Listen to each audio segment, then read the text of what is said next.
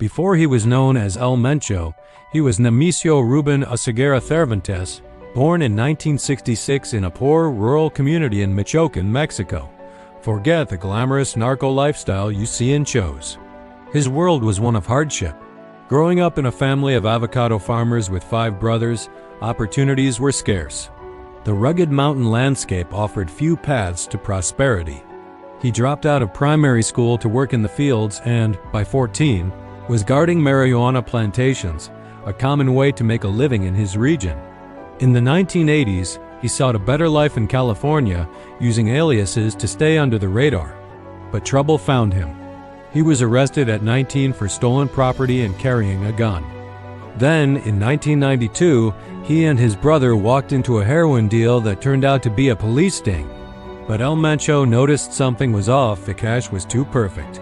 His sharp instincts saved them that day, an early sign of the calculating mind he would become known for. Ever wonder how a deportee becomes one of the world's most wanted men? Let's talk about the rise of El Mencho. After serving 3 years in a Texas prison, he was deported back to Mexico at age 30. This wasn't an end, but a new beginning. With street smarts and criminal connections, he returned to Michoacán. Believe it or not, he briefly worked as a police officer before joining the Milenio cartel as a hitman. There, he wasn't just a soldier. He was a student, learning the ins and outs of cartel operations, from supply chains to security tactics. When the Milenio cartel crumbled in the early 2000s, El Mencho saw his chance. He teamed up with his brother-in-law, leader of the Los Queenies organization, and in 2009, they founded the Jalisco New Generation Cartel, or CJNG. It grew explosively, diversifying into fuel theft, extortion, and even timeshare scams. From deportee to kingpin, his story is a chilling look into the modern criminal underworld. Ever heard of a billionaire empire builder who tried to be invisible? That's El Mencho, the mysterious leader of one of the world's most powerful cartels. For years, almost no photos of him existed. While other narcos flaunted their wealth with flashy cars and designer clothes, Mencho chose a different path, staying completely off the grid. He was a ghost, constantly moving between remote mountain hideouts to avoid capture. Rumors even said he built private medical clinics in the wilderness to treat his kidney disease. His leadership was just as calculated. He valued loyalty above all else and was ruthless with anyone who crossed him. In one famous recording, he calmly threatened a police commander, then casually apologized for his language. Estimates put his personal fortune at over $1 billion, with his organization worth tens of billions. They didn't just deal in illegal activities. They invested in restaurants, real estate, and advertising firms, building a legitimate-looking corporate empire. Under the leadership of El Mencho, the CJNG didn't just stay local. It went worldwide, establishing contacts in over 40 countries across the Americas, Asia, and even Australia. This wasn't just about moving product. They built incredibly complex supply chains, controlling key seaports to import materials and export their goods, raking in billions of dollars. As his power surged, El Mencho invested heavily in tech, reportedly hiring foreign engineers to design and build custom submarines, completely revolutionizing their transport methods into sophisticated maritime operations. The D describes the organization as a franchise, a network of around 90 interconnected groups. This decentralized model makes them far more complex and resilient than a typical top-down structure. It's a modern corporate approach to a criminal enterprise. Ever wondered how a man could have a $15 million price on his head? Let's talk about Nemesio Oseguera Cervantes, better known as El Mencho. This isn't just a story about a wanted man. It's about one of the most elusive figures in modern history.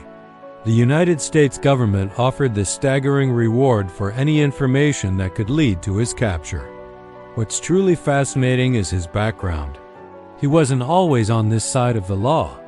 He once served as a police officer. From law enforcement to leading the powerful CJNG cartel, El Mencho's journey is incredible.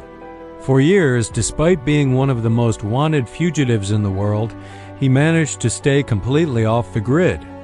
He built an empire so powerful and so loyal that it became his personal fortress, making him a ghost to the authorities. You often hear that family is everything, and for the notorious leader of the CJNG, Mencho, this was a core business principle. He didn't just build a criminal empire. He built a family dynasty to run it. Coming from a large family with 5 brothers, he strategically placed relatives in key positions, creating a robust financial and operational network that was hard to dismantle. But law enforcement has been closing in. Over the years, several key family members have been taken off the board. His son, Ruben, was extradited to the U.S. in 2020. His brother, Antonio, was captured in 2022, followed by another brother, Abraham, in early 2024. Most recently, in November 2024, his son-in-law was arrested in California.